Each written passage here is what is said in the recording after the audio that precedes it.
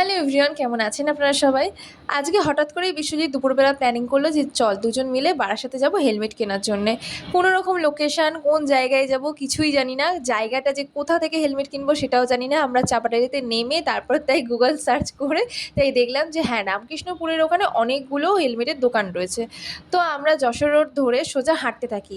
এবার রামকৃষ্ণপুর অনেকটা দূর আমাদের চাপাডালি থেকে, প্রায় 1.5 কিলোমিটার মতন আমরা হাঁটছি, কারণ এখন রোজার মাস চলছে। তার মধ্যে এখন ইফতারি হয় এই টাইমটায়, তাই উনি বললেন যে 6:30টার পরে আসতে। আগাগোড়াই আমরা দুজনেই প্ল্যানিং করেছিলাম যে দুজন যখন নেব একই হেলমেট নেবো, নয় স্টিল বার নেবো আর নয় এক্সোরের নেবো।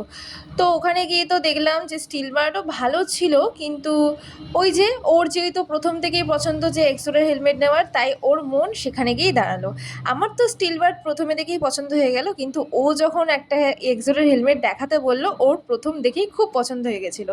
তাই ও বলল ব্ল্যাক কালার বের করতে, আর আমাদের ব্ল্যাক কালারটা খুবই পছন্দ হয়, মানে যেহেতু ব্ল্যাক বাইক সেহেতু ব্ল্যাক কালারের হেলমেট দুজনের আমরা অনেক আগে থেকে এটা স্বপ্ন দেখতাম। তো যাই হোক, এই স্বপ্নটা আজকে পূরণ হলো। And this is final look.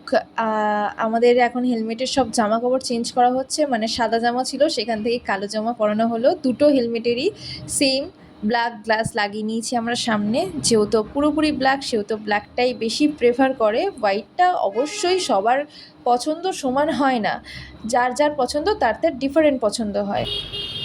কেমন ফিল হচ্ছে? কি ফিল? একজনের মাল কিনেছে আর আমাকে স্টিল বার্ড কিনে দিয়েছে। হ্যাঁ, ঠিক হলো এটা? এই যে 2 হেলমেট, বলো ঠিক হলো? হ্যাঁ, কিছু বলো না, নিজে বেশি দামের কিনেছে তো তাই কিচ্ছু